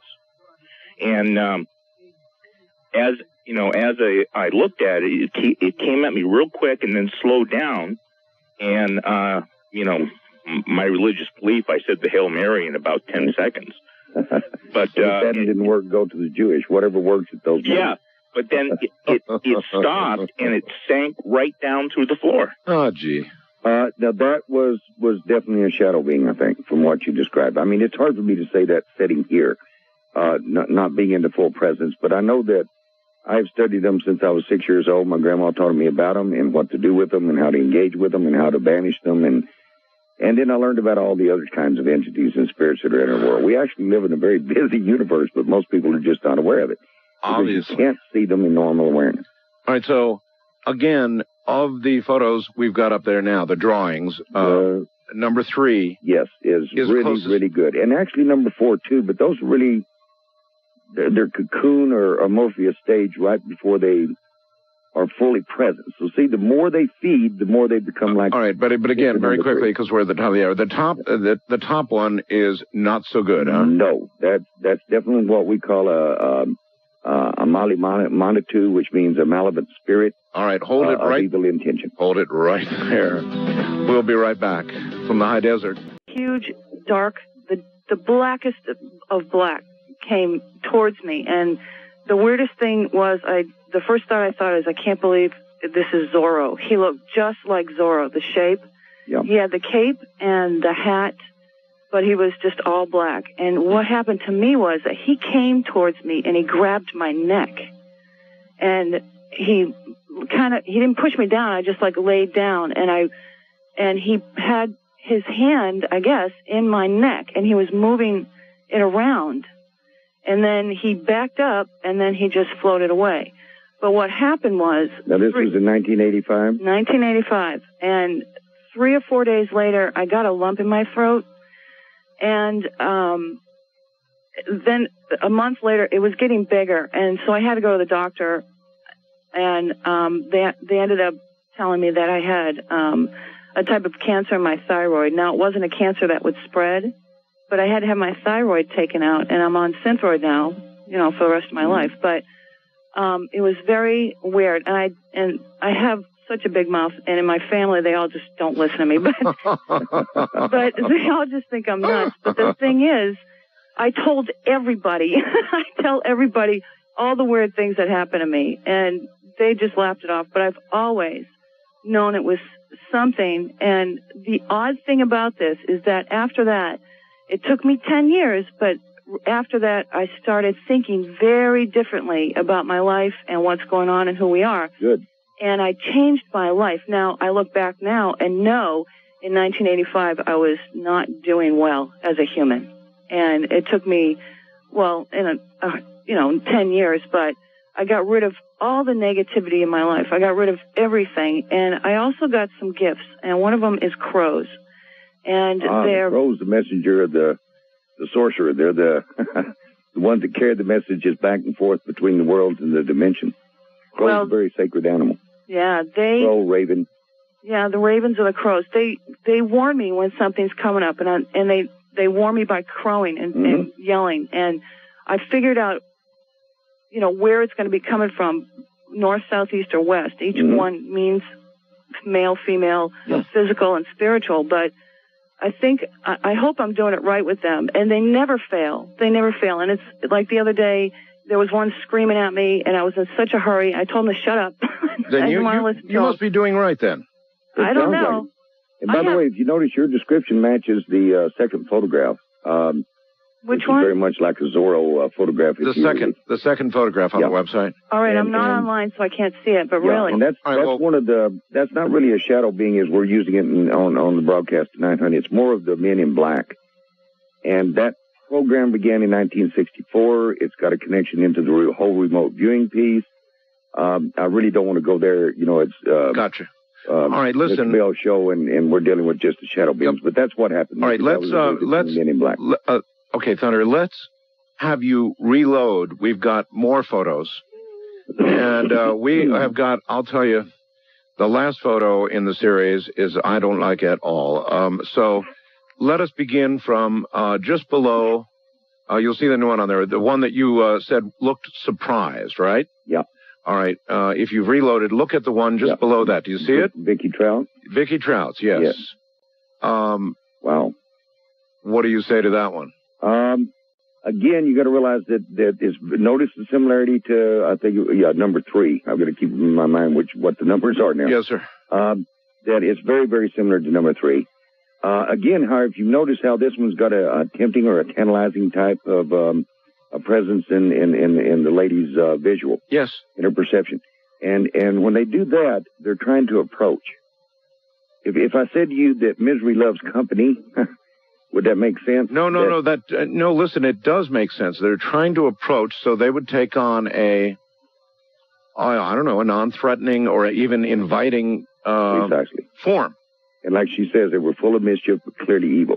All right, the one below this, we're trying to do. We're doing all this too fast, but Buck. Oh, what in the world? That one put chills through my spine. What is that one? What in heaven's name is that? You're back up to like the top. That's another one of the Mahate Manitus. It's if I said to you, have you heard of Alibaba and the 40 Thieves?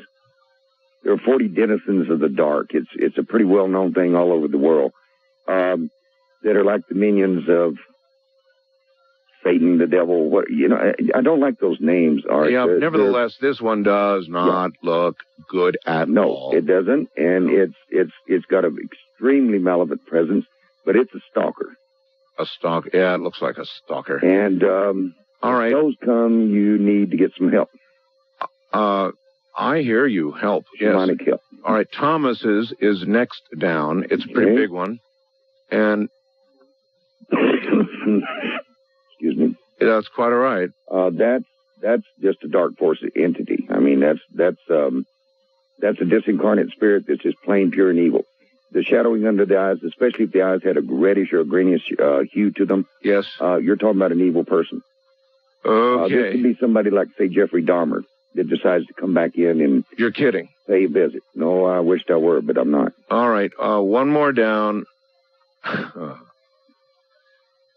Okay. Yeah, no, that's what I said, too. That's like number 1. Again, it's dealing with one of those Manitus. That's a bad one, huh? Yeah, and if you notice, she says she sees him after rainstorms or bad weather. That a lightning and electrical discharge, they're drawn to that. See, it helps them become more present. Huh. So they can, they can feed. I maybe shouldn't have used the word vampire because I really don't want people to take off in that direction too heavily, but they're parasites. Parasites. And of course, what's interesting is the number of different pictures we have on here of different energies that do exist and can come over into our invention and be very present. I find that very intriguing. All right. Let's see if we can do this quickly. First time caller line, you're on the air with Thunder Strikes. Hello. Hello there. All right. Yes.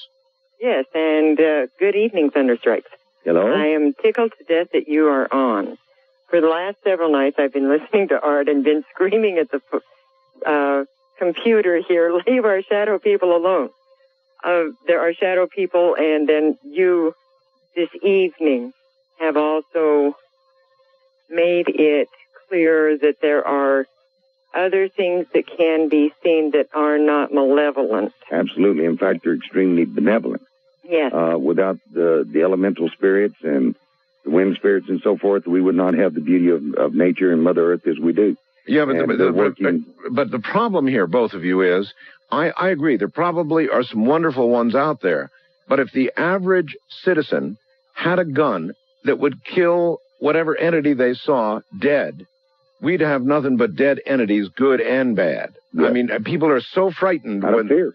Out of fear. Well, that's the thing, though. That's why I'm glad he's making a distinction, because it is important for people to not automatically be afraid. I agree, because, see, you got to realize fear, like I said before, fear is the unknown. Do something about it, make it known. Go right towards the very thing you fear the most. Well, it's kind of interesting if you look at what people have sent us in terms of pictures. Do you have a computer, ma'am? Yes, I do, but I had to go offline in order to use the phone. So I saw the first 4, but I've been listening. All right, well, then know this. I would say right now it's about 60-40 as we've looked at these, bad to good. You got it. I would say the same thing. Yes, and unfortunately, our babies are killing babies. Yep. There's a great deal of evil, and I have a lot of young people that come to me and just talk to me. They just all of a sudden open up, and they're unhappy. They have low self-esteem. They are frightened for the world in general. They're frightened for themselves. Yep. And when Art had the Hopi elders on, one of the grandmothers said, the role of the mothers in any society is to nurture and pray for the children. But in today's society, the mothers are working. They're not at home. They are not taking care of this. Everybody, hold it. Everybody, hold on. We're at the bottom of the hour. I must abide by the clock. This is Coast to Coast AM. I'm Art Bell. My guest is Thunder Strikes. We're in the middle of the night cleaning the place. So I was done with my job, and I decided I would spend some time trying to stop the world, not do, meditate, what have you. And I sat there and I just looked in the mirrors that surround the whole place until basically, for lack of better words, the world fell away. And up out of the distance came a creature that I could only really describe as a 6-foot black cricket would be the best way I could describe this creature. And Art talked earlier about creatures who beguile and want you to come with them or do something. They're enticing. This creature wanted me to come with him into this strange landscape, this nothingness. Yep. But what was coming from the distance off to the side was something dark and menacing. You bet. This frightened me, and I snapped out of it. So what was all that? You had a good experience, but you learned something very, very valuable. Never believe anything. Question everything. Knowledge is something that's sacred because if it works. Well, what would have happened had he gone? You might not have returned. Okay. I'm trying to move as quickly as I can. On the international line, you're on the air. Where are you calling from, please? Hi, I'm from Saudi Arabia. Saudi Arabia? Saudi Arabia. Yeah. Well, hello and welcome. Yes, hello. Hi, how are you? I was just wondering what you would say to somebody who wanted to see shadow people. That wanted to see them? Yeah, like, how would I be able to see them? I don't know. That's something that I would request. Young lady, just before you go on, Thunder, young lady, how old are you? 27. 27, really?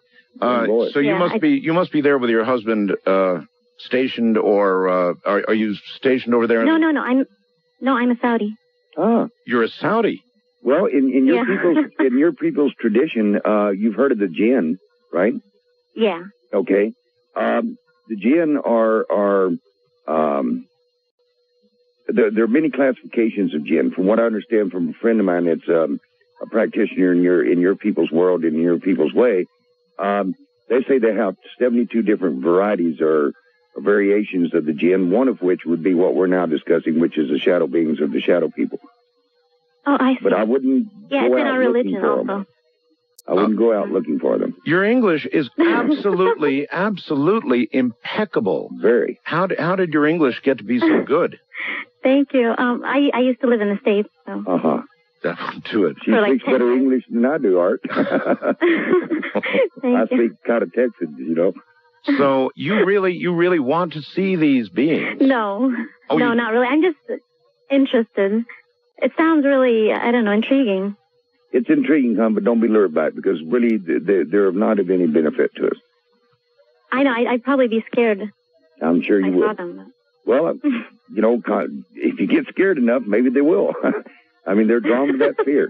Well, remember what was said earlier, ma'am, and that is that they feed on that fear. So if you I understand that. If you do see one, you'll be giving it snacks. That's right. And that's not something I'd recommend. Definitely not. Well, listen, you be sure and call me again, will you? Okay, I will. All right. I'm a long-time listener. Well, great. Incredible. All right. Thank you very much, and take care. Whew. Well, that was refreshing. Yeah. East of the Rockies, you're on the air with Thunderous Strikes. Good morning. Hello. Hello there. Hi, this is Doug from Nashville, Tennessee. Hello, Doug. I had two questions. One is, on your show, you have talked about rods.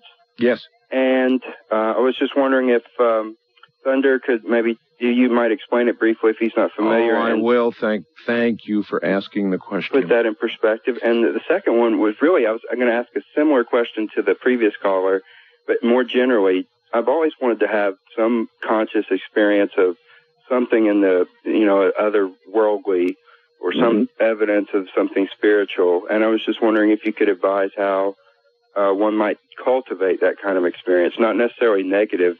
No, not at all.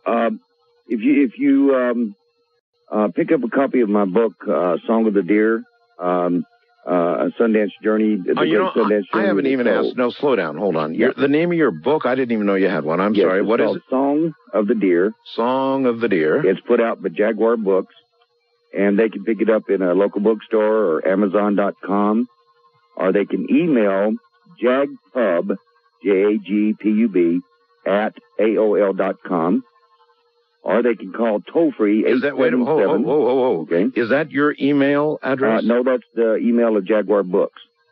Jagpub at AOL.com? Right. All right. And if they want to get a hold of me, they can get a hold of me at Gunny at keepandbeararms.com. That's keepandbeararms.com. Another side of you, huh, Gunny? I'm the president of keepandbeararms.com. It's the largest gun owners homepage on the internet. The things we learn as the program comes on. Yeah. And I'm a very avid Second Amendment. And good for you. And the 800 number? And the 800 number for the publisher is 877-855-055. That's not enough. That's not enough numbers. 877-855-0055. 0055. Okay, I've got it. That should. Or they can reach me at deertribe.org on the webpage. Deertribe.org. Yes. Holy smokes! You've got more conduits electronically to get to you than I do. But I don't normally respond to any of them. Yeah, just don't Gunny at Keep It Bear Arms, because I'm very, like I said, pro-Second Amendment and very proactive with our good for you. Preservation of our Constitution, for crying out loud. But yes, that's a whole other page of my life. Indeed. West of the Rockies, you're on the air with Thunder Strikes. Hello.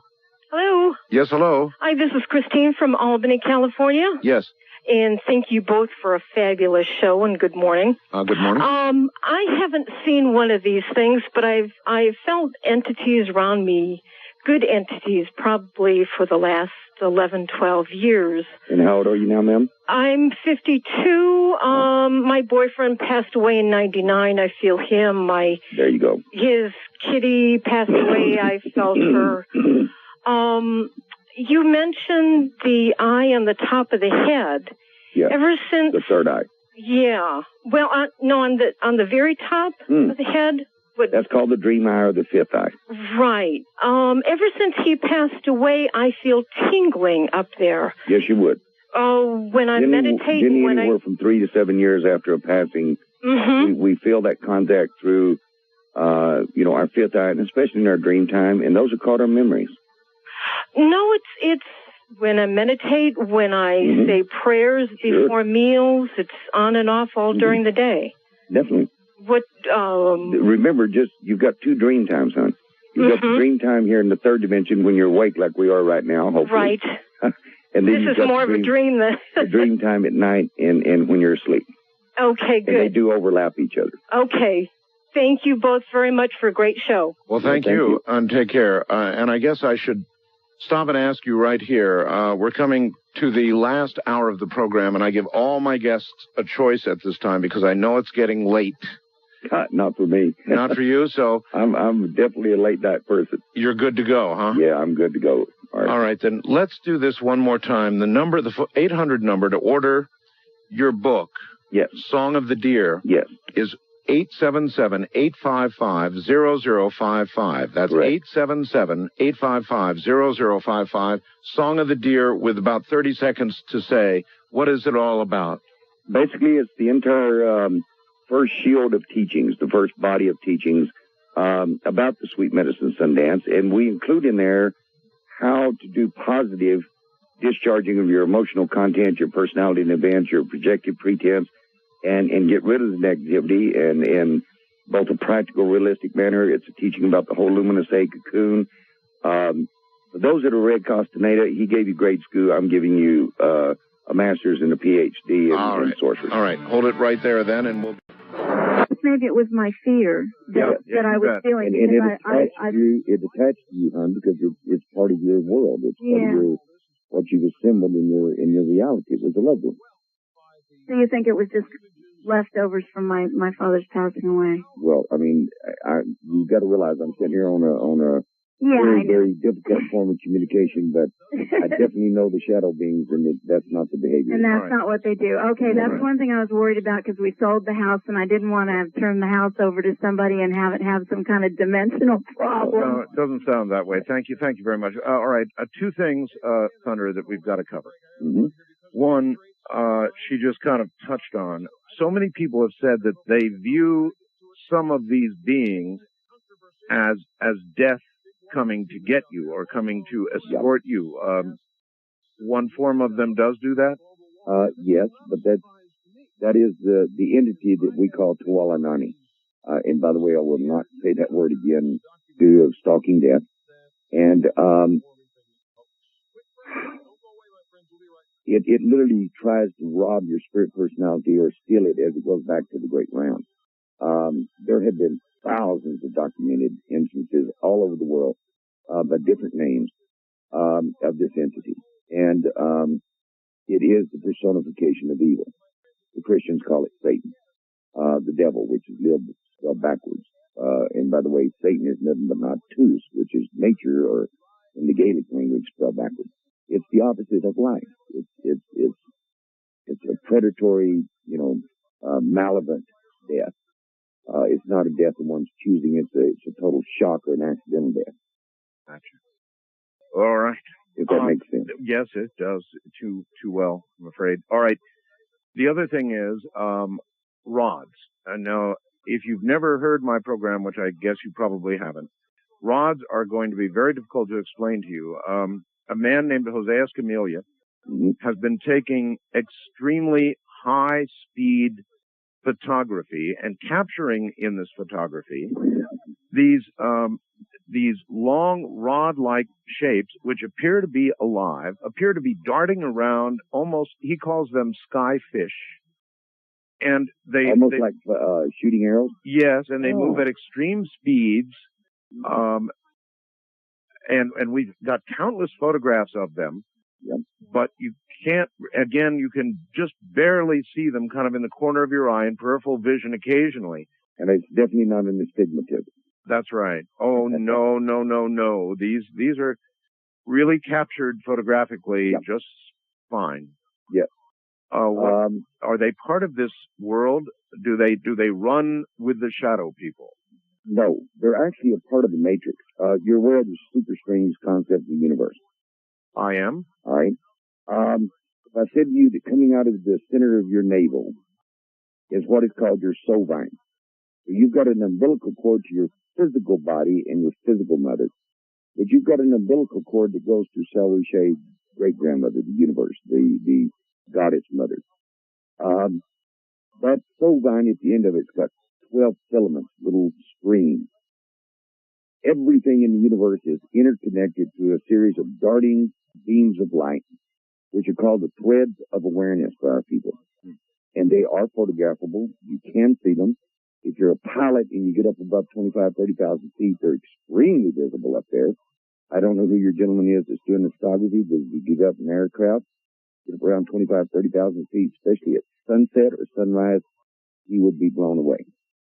Yeah, I don't think he's tried that yet, but really, really, really good idea. All right. I mean, he would really be blown away, Art. It's amazing what you can see up above the atmosphere with those things. All right. East of the Rockies, you're on the air with Thunder Strikes. Hello. Yeah, hello? Hello there. Hi, Mr. Thunderstrikes. Art, I want to compliment you on having a great show, first of all. Yep, thank you. And, Mr. Thunderstrikes, thanks, because I think you're filling in a lot of the blanks for people. Well, I appreciate that. I certainly hope so. Yeah, and I'm kind of hoping that you could fill in maybe a couple for me, too. These might be related issues, may not. I have seen shadow people before, primarily when I was a teenager, and I was just very highly emotional. And, you know. And, but anyways, I have this, when I was a child, I had experiences with extraterrestrial beings, spaceships and that kind of thing, which was then followed by a period where a Sasquatch, I believed anyways, a Sasquatch would come and stand in the corner of my room at night. That's good. That's okay. That's what I was going to ask you, because I was terrified of this thing. It was black, had black, black eyes and everything, but it was a Bigfoot. Yes. See, we call it, Sasquatch is another native term, but we call it Oxycodon. And it literally means the protector of the animal world. And it's the ruler of the animal kingdom. And this is what another shaman had told me as well, that it was a female extra-dimensional creature that was watching over me. Yep. And see, it's interesting enough, those entities called Sasquatch come in twins. They're always born in twins. Wow. And, really? Yes. And the twin females are the really benevolent ones. When they're males, one will be the harbinger of evil, and one will be the protector of the innocent. It's a very peculiar phenomenon. You know, what's really strange is that while there was this one that was standing in my room, I would also sense that there was another one that was outside of the house, walking around in the yard, and I was really terrified of that one. You got it right, because it probably was a male. Again, remember, I definitely don't know everything. In fact, I know a heck of a lot less than I really should. I'm trying to always learn. But they definitely travel in pairs. And totally far out. The other thing regarding shadow people is I had a dream one time about one, and I consciously took control of this shadow creature. Good. And I was like, did you banish it? He was holding a guitar. He was a silhouette of a figure holding a guitar, and I was telling him what music to play. Then, somewhere during the dream, he reversed it. Be a shadow request, I guess, huh? Yeah, something like that. But he totally, it was like a feedback loop, because he reversed it, and he was putting the music in my head. And then that frightened me real bad, and I woke up. And then also I've had dreams. You're dealing with another form, brother. You're dealing with the one that I discussed earlier on the show called the shapeshifter or the stalker. Okay. They can move back and forth. They can even appear almost as totally human. All right. Yeah, this one had a very distinctly human form. Yeah. All right. All right. Listen, we've got to leave you. Okay. I very much appreciate your call. Thank you. And very quickly, refresh your computer and go to picture number 24. Yeah, 24 is, it shows shadow people milling around. It shows three of them. The person says, in my bedroom, and they always look down, not at me.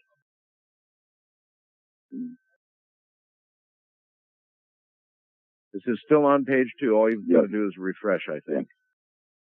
Ooh. Notice the similarity in picture number 3, Art? Yes. Except he's got one there that appears to have on a hat. Yeah. Those are definitely shadow beings. There's no question about it. I'd bet my medicine pipe on it. But they're not even, they don't, if you look at that, they're not even interested in him. They're just milling. Right. Is the right word, I think. I would have 3 questions. A, is he living in a house that's had any kind of real violence or horror or whatever, trauma? 2, is he fairly new into the house? And 3, Has he done anything to in his personal life to attract that kind of an energy? All right. When they're in this mode, they're in what's called the ambivalent mode. All right. There's nothing Listen, we've got to hold it right there. We're again at the bottom of the hour. Time moves quickly with shadow people. I'm Art Bell, and this is for the guy who made the dedication, you know, the music, all of that. This is for you, bud. It was wrapped with a sinew, and she told me that I should keep it around my neck always, and if I didn't wear it around my neck, I should keep it in a box with fresh cornmeal. Now, is this something that I still do it because I'm pretty superstitious by nature, but is there something to this, or is she just having a good laugh at my expense? No, there's definitely something to it, and she gave you the best medicine possible. It answers the other brother's questions about psychic self-defense. Fetishes or talismans are representations that certain entities and energies react negatively to, just like we react negatively to a cockroach. They're repulsive, so we tend to stay away from cockroaches. When you wear a bear fetish, or a deer fetish, elk, those are energies and animals that are totally repulsive to the shadow being. All right, caller, does that answer your question? Yes, she did mention something about a connection with deer as well, but what is a shadow runner? Same thing. It's just that you can't translate people or the word person in Navajo language. All right. So from Korea, boy, we've been bopping around the world tonight. No kidding. East of the Rockies, you're on the air with Thunder Strikes. Hello. Hello. Hi, where are you? Hi, my name's Dorothy, and I'm calling from Philadelphia. Okay. And my question is that 2 years ago I had breast cancer, and I've since been cured. But before I was diagnosed, I would have these maybe 2 or 3 times experience with a man dressed in black with a big black hat and a black cape, and I thought I was crazy. But one time he was like coming at me, and the other time he was just standing there. But I could not. It would be after waking up, but I could not move. I was like paralyzed. I couldn't talk, and it was very scary. But ever since I was diagnosed and then cured, I haven't had any experiences like that. I've always had God in my life, and I feel that, I'm not really afraid of them because it never hurt me. But, is this the same thing that you're talking about with the... No, this is the 3rd or 4th time. This is one of the men in black. And this is the thing that you can't talk about? Not for the purposes of this program. Maybe a lot about the men in black from my military service, and maybe we'll do a whole nother show on the men in black. Okay, and if I could just say one more thing, I think we've scared ourselves a little bit, but if we could just kind of move out, from these shadow people into the light now and talk about what we can do to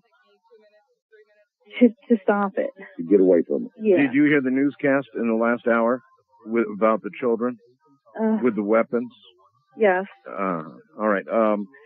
Listen, Thunder, I want you to look, reload and look at the last photo that my webmaster has slavishly put up for us to see. Number 30. He's definitely working overtime tonight. Yeah, he sure is. Number 30 is really interesting because it's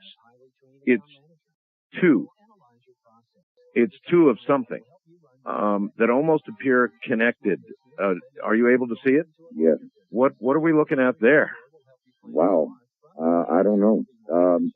If it were a little more detailed, it could possibly be, like what we call the Sasquatch twins that we were speaking of earlier. Sure. But I honestly don't know. I can't tell from the rendition. All right, then go up one photo to number 29 and tell me what that is. Stalking death. That is stalking death. Oh God, that's the one. Don't repeat the name. You said you wouldn't. And I have a feeling the roof will fall if you do. But that's it. Yes. And it's been described as the Grim Reaper. Something's interesting, Art. If you look at some of the cave drawings, if you go back and look at some Paleolithic drawings and whatever, you'll see that when they carbon date, when they date those, that the dating when the shadow beings first began to appear. You'll see that same Morpheus type shape that we've got right here on our modern day computer screen. You'll also see the entity of softened death. I mean, there's one in Canyon de Shade that's virtually like this one on my screen. So in other words, if you see something like that, it's stalking you. Yes. Otherwise, you don't see it. Right. You don't want to see that. Absolutely not. And if you do, it's time to, either you have to know your death song or it's time to get ready to meet benevolent death and drive stalking death out of your circle. Boy, I'll tell you, I asked for some pictures and drawings, and I got more than we all got more than we bargained for by a long shot. And we got more than we bargained for with you too. I had no idea what to expect tonight. This has been an incredible program. I want to promo your book for you, which we've underdone. It's called Song of the Deer. Yes. And we've got an 800 number where you can order. Is that a daytime 800 number? I think it's, yes, it's probably daytime. Daytime, huh? It's 877-855-0055. That's 877-855-0055. Now, I would like to get your personal email address. Yes, it's Gunnie, Gunnie, at keepandbeararms.com, and capitalize each of the words. Wow. So it's K-A-D-A, should be capitalized, the first letter of each word. As in Keep and Bear Arms. And they can also go to our Deer Tribe at deertribe.org, because that's our page of all the medicine and the shamanic teachings we do and what have you all over the world. How much is Song of the Deer? You know? Let me look. We got it here. And you're saying it's also in bookstores? Yes, and it's $16.95 USA and $26 Canadian. Okay. And they can get it through Amazon.com also, I think. Really? Yes. So, it's like I don't know how to thank you enough for being here tonight. And it's my pleasure. You were exactly. It's a great honor to be on your show, Art. I really appreciate the invitation. It's exactly what I needed. I mean, you really are exactly what I needed. And I thought there would be no chance of finding somebody who would be a real expert in this category. I didn't even think there was such a thing, but here you are now. Let me just begin one thing, Art. I'm not an expert. Grandfather was an expert, but I learned as much from that man as I could in the years that I studied with him. And, unfortunately, he crossed over to 108. I didn't get to learn everything I would like to learn, but I'm still trying to learn myself from other elders. And so, the thanks really goes to my relations that have taught me what I now have shared with you. You really also know about the Men in Black, huh? Yes, sir, but that's coming from another field. That's coming from my military experience, the stuff I did overseas, and it may well be that I will come back to you if I can, either on the Shadow People or the Men in Black. Whatever I can do to help. So, again, gosh, thank you for being here, my friend. It was my pleasure, totally. Okay, good night. Thank you, and good night. Good night. All right, listen, everybody. Oh, well, boy, wasn't that something. Listen. Tonight, when we come back, we're going to be doing Ghost to Ghost AM. There will be no guest tomorrow night at all. It's going to be all you. So this is one of those programs where you want to notify your friends, neighbors, relatives, whatever, send them a note, send them an email, tell them Ghost to Ghost is coming up tonight. It's all you, and it's all your ghost stories. And it'll be on an interesting day when you think about it. It'll be on Friday the 13th. Yeah, I planned it that way. Anyway, we're out of time. And so Ghost to Ghost, tell your friends. Don't forget stations that we now provide 3 hours of pre-feed of the previous night's program before we begin each live night's program. So with that, from the high desert, ta-ta.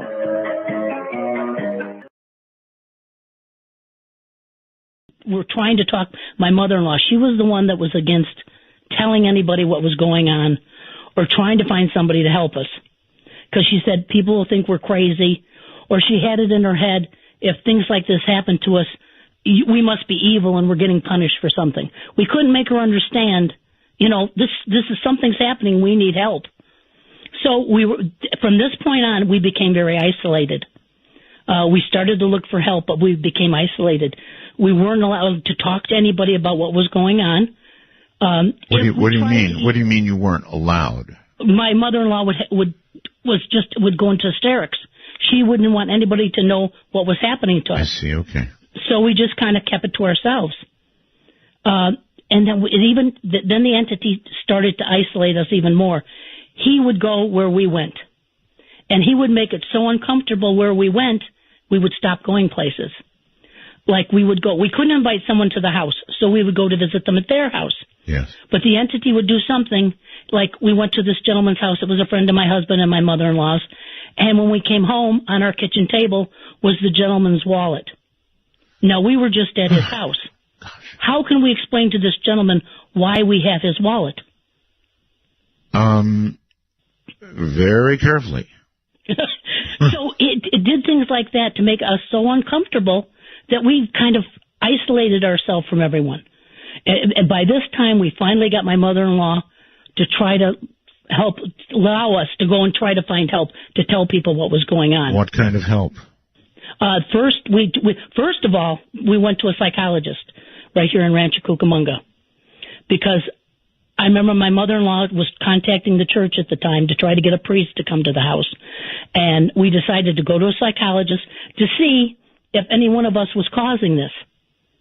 So we went to a psychologist. Gee, they wouldn't be the ones to really be able to pin this sort of thing down, would they? No, not really, but my mother-in-law said we need to go find out if one of us is causing this. Okay. So we went to the psychologist, explained the whole situation. He was dubious at first. The more we explained to him, the more he started to believe. Finally, he said, I can't help you. He said, you need to go to a parapsychologist, or you need to get in touch with a church or some kind of institution that studies this kind of things. I can't do anything to help you. So that was the first avenue. Probably gave you a referral slip and $200 bill. It was a big bill. So my mother-in-law contacted the local church. She had been very religious. She had stopped going to church actually when her mother died. Her mother and her used to go to church together. So when her mother died, she stopped going to church, but she was still a very religious woman. Right. She contacted the church. The priest agreed to come to the house. He came to the house. It was an older gentleman. He walked in the house. He walked into the foyer, and he wouldn't move from there. He was supposed to go through the whole house and bless the house. He said, no, I don't have to. I can do it here. He took out his holy water and he made the sign of the cross in the hallway. And he said, okay, it's blessed. And my mother-in-law said, aren't you supposed to go to every room and do this? He said, no, this is good enough. I have to leave. So then my mother-in-law decided she would try to explain to him what was going on. And he didn't want to hear it. He looked at me and said, ladies, when they get this age, they get a little crazy. I got to get out of here. And he just ran out of the house and jumped into his car. Uh-huh. So the way you're telling the story, it sounds like he felt whatever it was, either was lazy or felt whatever it was and said, I'm out of here. That's what I think it was, because he looked frightened. It wasn't like, he was too old to do it. It was just like he just wanted to leave. He wasn't comfortable. What did it say? It started saying it didn't want us to go in the attic. Don't go in the attic. Right. It didn't want us to go into the attic. It started to pretend. Now, when it wrote, it would write all the time. It pretended to be my mother-in-law's dead sister. My mother-in-law had a nickname when she was a child that only her one sister called her. Yes. It was Nini. Right. And the entity wrote on the mirror, Nini, don't go near the attic. Sound advice, in my opinion. So it didn't want us in the attic. It would say things, there's a bad wire, there's going to be a fire, stay away from it. It wasn't saying to us, if it was her sister, have someone check out your attic, there's a bad wire in it, I don't want you guys to get hurt. It was saying us stay out of the attic. So it didn't want us in the attic. Well, I'm impressed that there were 4 of you who, after immediately cleaning this mirror, went back in and then saw it. Okay, so that eliminates any other possibility. It did. Yeah. At that point, we knew it wasn't one of us, and no one else could get in there. All right, so usually, you know, when there's a button and it says, don't press this button, everybody does. They press the button. So it didn't want you to go in the attic. And, oh, my God, there's a mouse crawling across my table. I'm serious. Excuse me for a moment. Okay. I'm going to see if I can. My God, what is a mouse doing here? I wonder if it's your influence. I'm going to see if I can get a picture of this. Hold on. What in the world is a mouse doing in my studio? You know, it's funny because we were infested by rats for 2 weeks. Yeah. Hold tight. Oh, now he's gone. Darn it. All right, where'd you go? I was just set to take a pee. He was just sitting right there. I'm sorry, Debbie. I'm really sorry. You're in the middle of this story, and I'm talking about a mouse. Where did he go? Okay, let's continue with the story, Debbie. I'll keep an eye out for the little guy. Okay. I hope it has nothing to do with your story. I hope so. Please continue. So my father-in-law, we stood there. My father-in-law one time asked it what its name was. Yes. And it wrote Prince. It wanted to be called Prince. Prince. Prince. Okay. At this point, apparently, he was, you know, I don't know, getting used to this to the point he could do something like that, ask a question. At this point, yeah, other than that, the time when it answered that, for the first, year, it didn't communicate with us. More so, it spoke at us. You know, it wouldn't respond to what we were asking it. It would tell us things it wanted us to do, things we weren't supposed to do. It almost became our we were almost like held captive. Was it like bad things it was telling you? I mean, give me an idea. It was bad things, but it would, it would say, don't go in the attic, don't do this, don't bring anybody to the house. If my mother-in-law and father-in-law had to go somewhere, if they didn't ask the entity, say they were going to go, it would destroy the car so they couldn't go. It had such power, it stopped us from doing some of the things we wanted to do.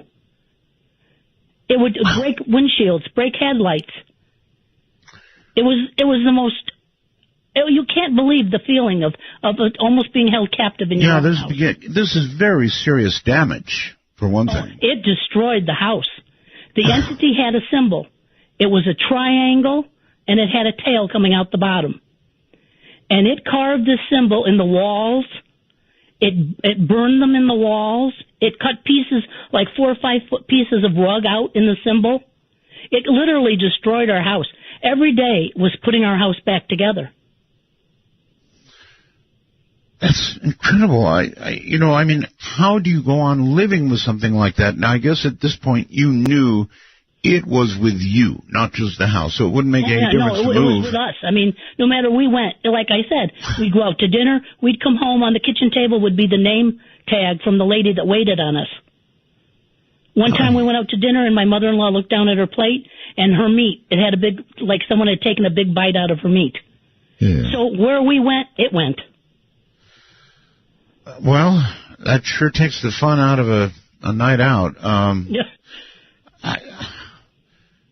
Okay, so there had no way to get rid of this thing. I mean, I would have tried another priest. I don't know what. We tried everything. We called Lloyd Arbach. He was in charge. He had a paranormal organization. I know him. Yes. Yeah, he sent Chris Chacon out, and I remember Chris Chacon came out, and he had, at that time, I've never seen one before, one of those meters, EMF meters or whatever it is. Yes. And he went through the house and he checked it with that and everything. And when he was done, he couldn't do anything, he said. I said, well, what is it? What's going on? And he said to me, very, very nice gentleman, he said, there's some things in this world you're never going to understand. And that was all they could do for us. Did he Everyone that came, and we called There was no one we didn't try. We tried musicians. We tried people that practice Wiccan. We tried, we went to Thelma Moss. She sent out Carrie Gaynor because she wasn't doing it at the time. He came to try to help us. No one could get rid of it. They would say, we'll pray for you. We had religious people come out, we'll pray for you. But no one could help us. Well, okay. I'm lost. I mean, at this point, what does anybody do? You mentioned he had a meter. Did anything register on the meter? He didn't tell me anything. All he would tell me was, there's some things in this world you're never going to understand. All right. Well, I know Lloyd, so I'll talk to him about it. Yeah. But obviously, Lloyd Auerbach, very nice man. Nice. He was, very nice man. I'm trying to think we had, like I said, people from all over. We even wrote to people in different countries. In Brazil, there was a gentleman that worked with these things. We contacted him. He told us to contact the Warrens. But before we contacted the Warrens, we had other people come out. We had this is the time I saw it show itself, or at least use something to show itself. 2 shamans came out to the house. Very nice people. They came out. By this time, the entity had destroyed my mother-in-law's room upstairs to the extent, and it was felt so dangerous now. We all moved in together into the master suite downstairs. Huddling together. Yeah, so now downstairs we have, thank goodness it's a really large room, has a sitting room, so we had beds in there, we had bed in the other part, so we all stayed together. At night, we didn't go apart. My mother-in-law very rarely even walked through the house by herself. Don't blame you a bit. I think any group of people would be so terrorized. Yes, you can do nothing. There is nothing literally you can do. So you try to survive. Right. That's what you do. You try to survive the best you can. It got to the point where she'd be sitting in a chair. She'd turn next door, and next to her would be a knife sticking right next to her in the wall. Oh, my God. And these weren't our knives. We ended up with a box of knives, a big box of knives that weren't our knives that we just threw away. Really? He just supported them here. So you saved them? We had them in a box, and we threw them away after about a year when the box got filled. We just threw them away. You had a box full of knives? Yeah, and they weren't our knives. And they were all kinds of knives, old knives, new knives. So, at this point, you had no idea. Well, you were in discussions with this thing, right? I mean, obviously. Up to a point, we weren't, because in a way, like I said at the beginning, the first year or so, he talked at us. He wouldn't really communicate with us. Later on, he started communicating with me. But at this point, he wasn't. The last thing was, before the spear came, I'll talk to you about the spear, but before they came, the Indians came. The shamans came. Indians, yeah, okay. Shamans. Very nice people. They really tried to help us. There were 2 shamans came, a female and a male, and I went with them upstairs. Now, no one was upstairs. The entity took over the upstairs. It became his upstairs. Okay. You could feel it if you started going up the steps. You get halfway up the steps, and it was like something would just tell you no, and you didn't want to come back down the steps. You just left it alone. So we didn't use the upstairs for like 6 years. Good Lord. He went, the 2 shamans went upstairs. They asked me to come with them. I went with them. They did a ritual. They had, I remember, feathers, and they were putting sage, I think, all through the rooms and chanting. They opened up the door, which is right at the top of the steps that goes into the attic. They opened up the door, and they would blow the sage in. And as they would blow the sage in, a second later, something would blow it back out. And their reaction? Yeah, you could see the smoke go in, then you could see something blow it out again. And their reaction to that? They said, we have to go into that room. Okay. So they went into the attic. I stood right at the doorway so I could be right there seeing what was going on. Now, the attic had a pink insulation around the walls. And he told me he was going to confront this and make it show itself. I stood right there and watched this happen. And it's something I'll remember to my dying day. As I watched, the pink installation came off the sides of the wall and formed into a gigantic head. It was like a 5-foot head hanging from a rafter. And it was just the head, that was all, and I only saw the side view of it. I didn't see the front. And it had a huge chin and a large nose, and on the side of its head, instead of an ear, it had a circular horn that started there and made a circle and went up and over the top of its head into a big horn. How are you taking this, Debbie? Even the unaverage person could not take this kind of stuff happening. You know, this is the truth. I don't know why, but from the very beginning, I was not frightened of this. It was almost like one of us in the house had to be the strong one. My husband couldn't. He had a bad heart. My father-in-law wasn't a good person. My mother-in-law was weak, and I had a child. Someone had to defend the family, and it was left to me. So I just... That was it. All right, Deborah Moffat, hold on. The head part, that would have been over the top. Way, way, way over the top for me. I'm Art Bell. This is